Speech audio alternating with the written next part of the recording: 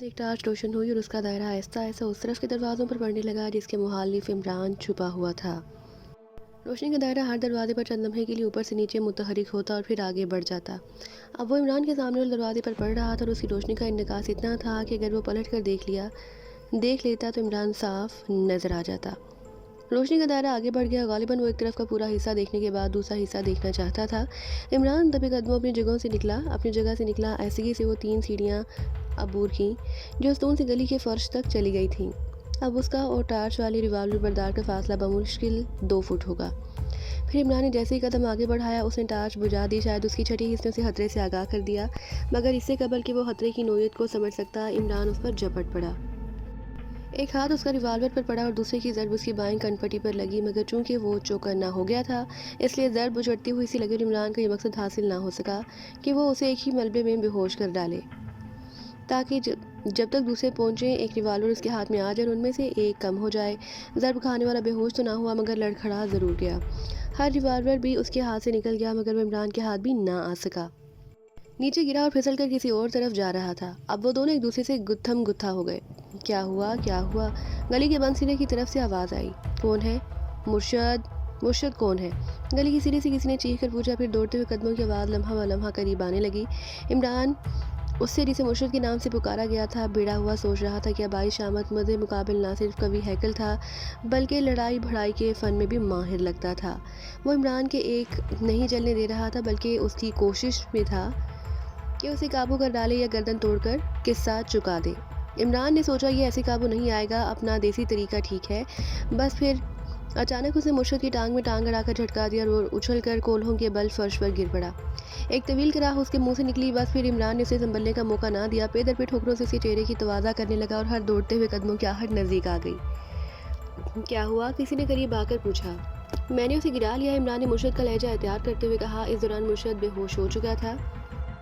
किधर है? उकब से आवाज़ आई। इस तरफ आ जाओ, इमरान ने कहा और 2 अफराद उसके करीब पहुंच गए। एक ने टार्च रोशन करते हुए पूछा। ये रहा। इमरान ने टार्च वाले की रिवाल्वर पर झपटा मारते हुए कहा और साथ ही उसकी टांग भी चली थी। दूसरा बाएं सिम की दीवार से जा टकराया। अब रिवाल्वर इमरान के हाथ में था। उसने किसी तामन के बगैर दीवार से टकराने वाले पर फायर झोंक दिया। एक तवील चीख गली में गूंजी। फिर ऐसी आवाज़ आई जैसे कोई ज़बह किया हुआ बकरा हरहरा रहा हो। एक फायर के बाद इमरान रुका नहीं। उसने फ़ौरन ही दूसरे फायर पे झोंक मारा। दूसरी चीख गूंजी। उसके साथ ही गली के सिरे की तरफ से किसी के भागने की आवाज़ आई। इमरान नीचे झुका और उसने टटोल कर उसने टार्च कब्जे में की और उसे रोशन करके मुर्शद की तरफ देखा। वो चारों हाने चाँद गिरा हुआ लंबे लंबे सांस ले रहा था जबकि उसके पास ही एक लाश पड़ी थी जिसके सीने से खून उबल रहा था। इमरान ने टार्च का रुख दीवार की तरफ कर दिया। तीसरा दीवार के सहारे नीम दराज था। उसकी गर्दन से खून की धारें निकल रही थी और वो हरहरा रहा था। शायद कुछ देर का मेहमान था। क्या तुमने उसे मार लिया है? इमरान को गली के सिरे की तरफ से आने वाली चौथे आदमी की आवाज़ सुनाई। जब इमरान ने शिस्त लेकर ट्रैगर दबा दिया। गली में तीसरे फायर के साथ तीसरी चीख गूंजी। फिर धम से गिरने की आवाज़। अब वहाँ सन्नाटा था। इमरान चौथे फर्द की तरफ बढ़ा। तलाशी लेने का इरादा था मगर दूर से सुनाई देने वाली सायरन की आवाज़ ने उसे चौंका दिया। वो मुड़ा, बड़ी फुर्ती से बेहोश मुर्शद को कंधे पर लादा और गली के सिरे की तरफ दौड़ने लगा। टार्च और रिवाल्वर उसके हाथ में थे। अब गली की तरफ वाली मकानों की खिड़कियां खुलने लगी और कमरों में जल उठने वाली रोशनियों ने इतना उजाला कर दिया था कि वो हर चीज़ बखूबी देख सकता था। गली के सिरे पर पहुंचकर उसने मुर्शद को ट्विटर में डाला और उनकी गाड़ी के नंबर देखने लगा। नंबर जहन नशीन करता हुआ वो ड्राइविंग सीट पर बैठे और गाड़ी हवा कर दी। वो उसके मुखालिफ जा रहा था जिस तरफ से पुलिस की पेट्रोलिंग स्क्वाड गाड़ियों के सायरन सुनाई दे रहे थे। पर चौंक पड़ा। नेशनल आर्ट गैलरी की इमारत के सामने एक लंबी स्याह कार आकर रुकी। फिर उसके दरवाजे खुले और 3 आदमी उतरकर फुटपाथ पर आ गए। स्याह कार आगे बढ़ गई। चंद लम्हों बाद वो तीनों इमारत की तरफ बढ़ने लगे। हावर पूरी तरह चौकन्ना हो गया। उसने लेटे ही लेटे जरा सी गर्दन घुमाकर रिस्ट वॉच पर नजर डाली। रोशन हरूफ 2 बजने का ऐलान कर रहे थे। इसका यह मतलब था कि आने वाले किसी अच्छे इरादे से नहीं आए। कुछ देर बाद वो तीनों गायब हो गए। गेट उनके उकब में बंद हो गया। हावर ने उठना चाहा कि चौंक पड़ा। एक और साया दीवार से चिपका हुआ आगे बढ़ रहा था। हावर अंधेरे में था इसलिए उसकी हरकत को देख लेना मुश्किल था।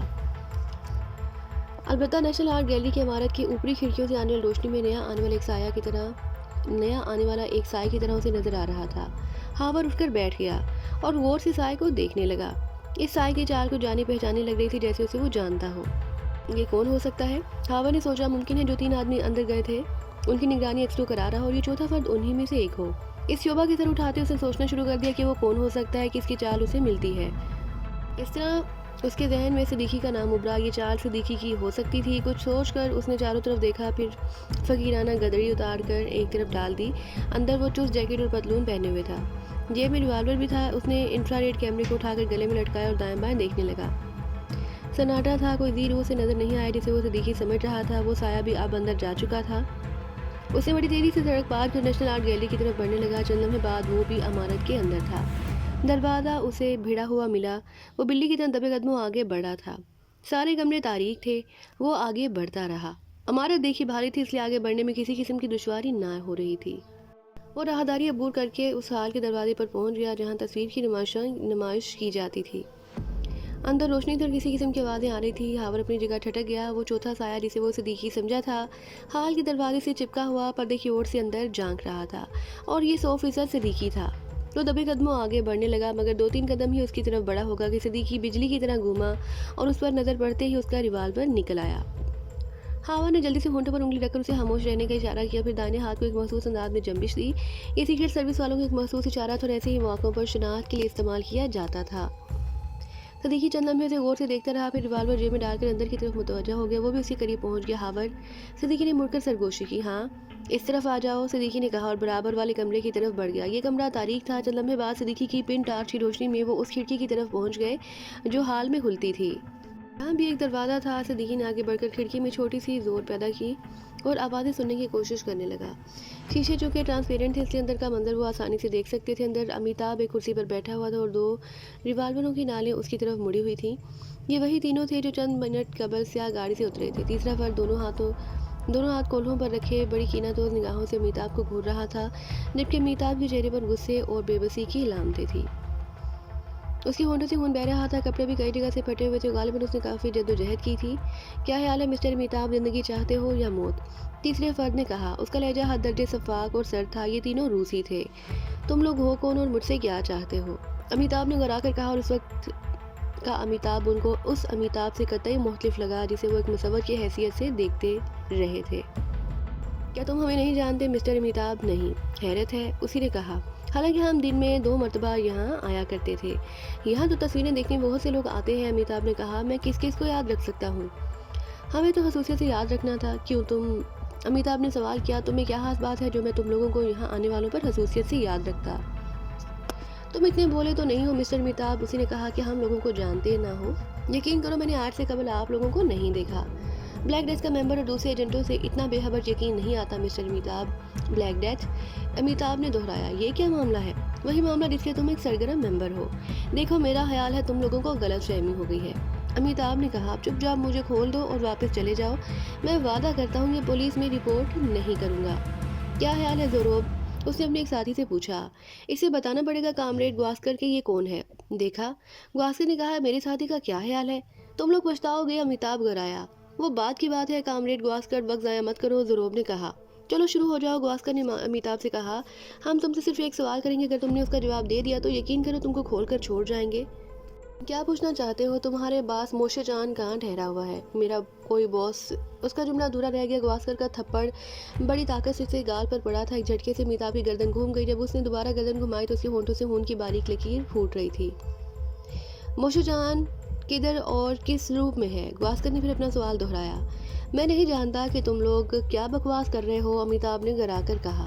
अगर 2 मिनट में जवाब नहीं दिया मिस्टर अमिताभ तो तुम्हारी एक एक करके 10 उंगलियां काट ली जाएंगी। तुम्हें उसका क्या एहतियार है? अमिताभ गराया। उसके लहजे में किसी डर या खौफ का शायबा तक न था और उसमें अब भी दम हम नजर आ रहा था। जब तक रिवाल्वर हमारे हाथ में है हमें हर किस्म का एहतियार है। मुझे तुम लोगों की मौत पर अफसोस होगा मिस्टर ज़ोरोब, फरस्याब और ग्वास्कर। अमिताभ ने अचानक कहा। क्या तुम ये समझते हो कि मैं यहाँ तन्हा हूँ? चलो शुक्र है तुमने तस्लीम तो किया कि तुम ना सिर्फ हमको जानते हो बल्कि ब्लैक डेथ के मेंबर भी हो। सरगर्म मेंबर, ज़ोरोब ने कहा। हमने अपना इत्मीनान कर लिया था, ग्वास्कर ने कहा। यहाँ सिर्फ 2 चौकीदार थे जो बेहोश पड़े हैं, इसके अलावा इमारत में और कोई तुम्हारे अलावा मौजूद नहीं। ये तुमको भी मालूम हो जाएगा, अमिताभ ने कहा। ये वक्त ज़ाया कर रहा है कामरेड ग्वास्कर, ज़ोरोब ने कहा। मैं समझता हूँ, ग्वास्कर ने कहा, मगर इसका मकसद पूरा ना होगा। 2 मिनट होने वाले हैं, फिर ये सब कुछ भूल जाएगा। तुम मेरी बोटी बोटी भी काट डालो तब भी कुछ मालूम ना कर सकोगे, अमिताभ गराया। 2 मिनट पूरे हो गए, ग्वास्कर ने कहा। फिर उसने जेब से एक चमकदार हल्का चाकू निकाल लिया और अमिताभ का हाथ पकड़कर उसकी छोटी उंगली गिफ्ट में ले ली। अब भी वक्त है ग्वास्कर, बाज आ जाओ, अमिताभ गरा कर बोला। ज़रूर, गवास्कर ने कहा और चाकू की नोक बड़ी सफाई से अमिताभ की छोटी उंगली की पूरी खाल में दाखिल कर दी और ज़रा सी हरकत दी। अमिताभ के मुंह से सिसकी निकली और उसकी उंगली से खून टपकने लगा।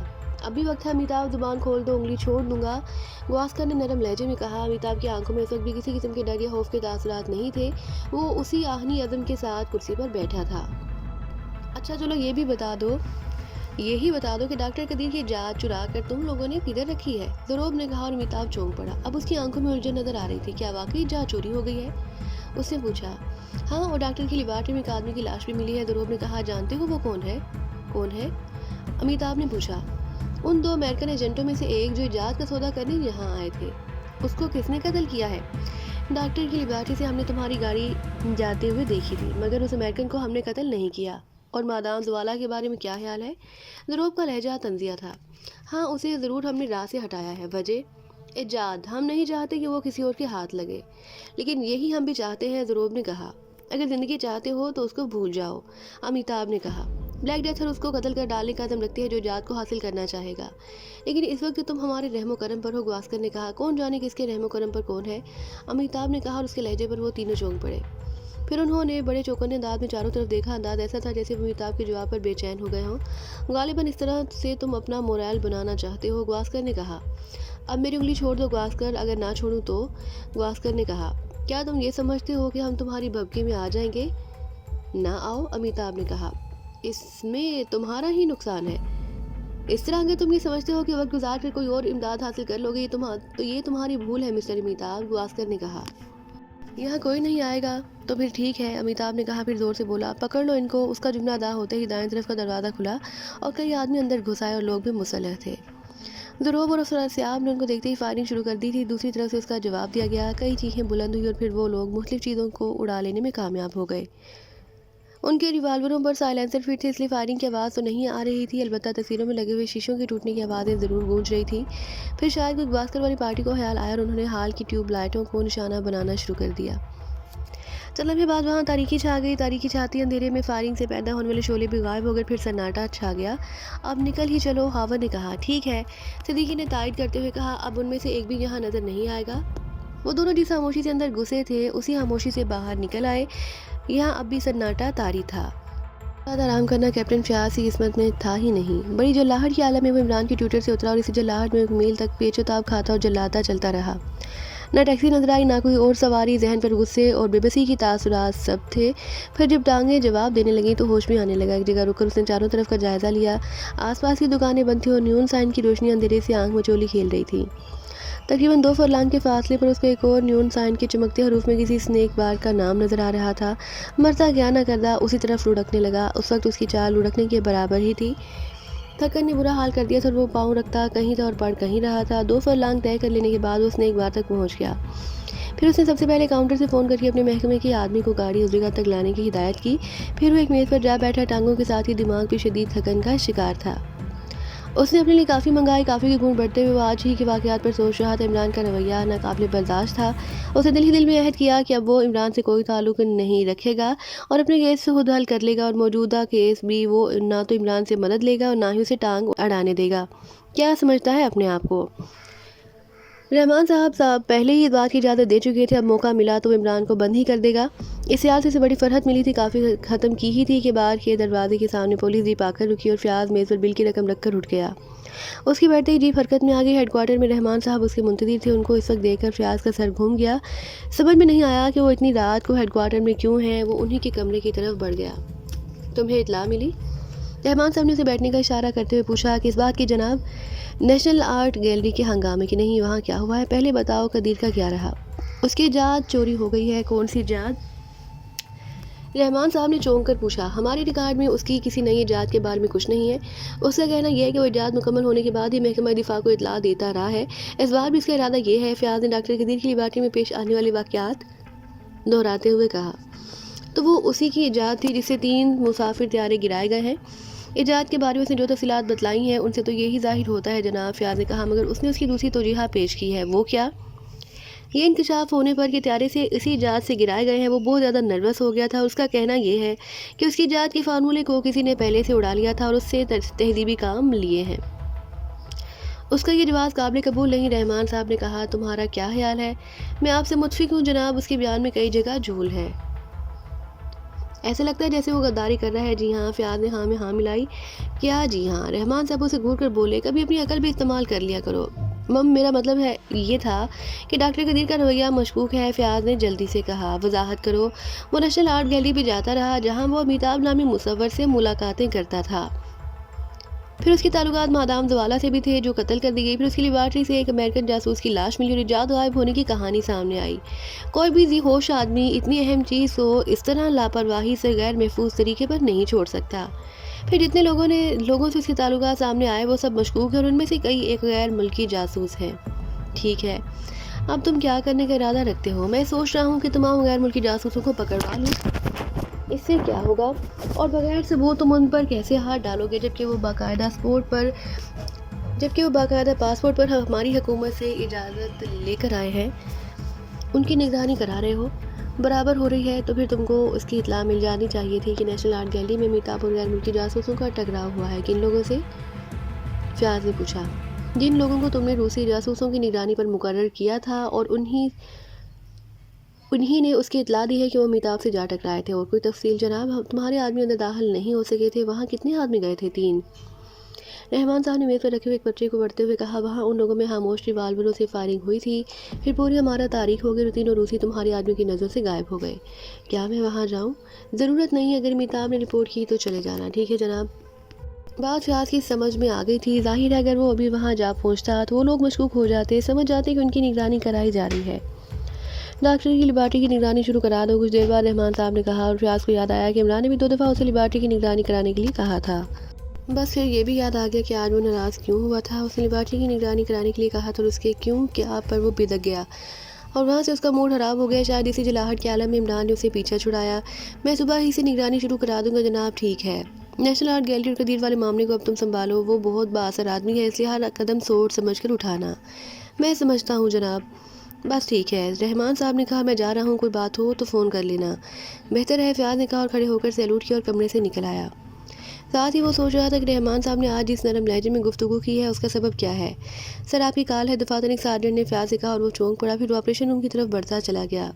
हेलो, उसने ऑपरेटर से हेडफोन लेकर कानों से लगाते हुए कहा। 217 जनाब, दूसरी तरफ से कहा गया। कैप्टन फ़याज़ क्या रिपोर्ट है? वो दोनों डॉक्टर कदीर की लेबॉर्ट्री गए थे जनाब आली। दूसरी तरफ से 217 ने कहा। अंदरान का टकराव किसी और से हो गया, काफ़ी तोड़फोड़ और फायरिंग हुई थी। फिर उनमें से एक वहाँ से निकल भागा, दूसरे की खबर नहीं। दूसरा कत्ल हो गया है, फ़याज़ ने कहा। बहरहाल अब वो किधर है? होटल में है और ज़ख्मी है। निगरानी रखो, मैं 2 आदमी और भेज रहा हूँ, उसे हेडक्वार्टर मुंतकिल करना है। बेहतर जनाब। जनाब ज़रा सब्र करें। दूसरी तरफ से कहा गया। क्या बात है? मिलिट्री पुलिस 4 आदमी होटल में दाखिल हुए हैं। अरे, फ़याज़ ने बेचैनी से कहा। देखो वो किधर जा रहे हैं। बेहतर जनाब। दूसरी तरफ से कहने के साथ ही लाइन डेड हो गई। फिर 5 मिनट बाद ही दोबारा कॉल आई। 217 कह रहा था, इस अमेरिकन को मिलिट्री पुलिस ले गई है जनाब। साथ ही उसका सारा सामान भी, कमरा भी सील कर दिया गया है। ठीक है, वापस आ जाओ, फ़याज़ ने कहा और हेडफोन उतार कर ऑपरेटर को थमा दिए। मिलिट्री पुलिस की मुदाखलत उसकी समझ से बाहर थी। उसने सोचा उसकी इत्तला रहमान साहब को करना चाहिए, वो भी कमरे में होंगे। वो उठा ही था कि ऑपरेटर ने हाथ मिलाकर उसे रोक दिया। फिर हेडफोन उतार कर उसकी तरफ बढ़ा दिए। इट इज़ कैप्टन फ़याज़, उसने माउथ पीस में कहा। 119 जनाब, क्या रिपोर्ट है? वो लोग कहीं जाने के लिए होटल से निकले हैं जनाब और उनके इरादे खतरनाक हैं। वजाहत करो। मैंने उनको कमरे में रिवाल्वर और फालतू राउंड जेबों में भरते देखा है। अंदाज़ा है कि वो किधर जाएंगे, पता नहीं जनाब। मैं उनकी गुफ्तगू नहीं सुन सका। इस वक्त वो लोग किधर हैं? उनके रवैये से ये जाहिर हो रहा है जैसे वो कोई गाड़ी उड़ाना चाहते हैं। इस वक्त वो पाम ग्रो के पार्किंग लॉट के पास हैं। ठीक है, निगरानी के साथ होशियारी से ताक़ुब भी करो और वक्फे वक्फे से रिपोर्ट देते रहो। मैं यहाँ पर ही हूँ। फ़याज़ ने कहा। फिर जवाब सुनकर उसने हेडफोन उतार कर ऑपरेटर को दिए, कुर्सी से उठ गया। वो रहमान साहब को मतला करना चाहता था।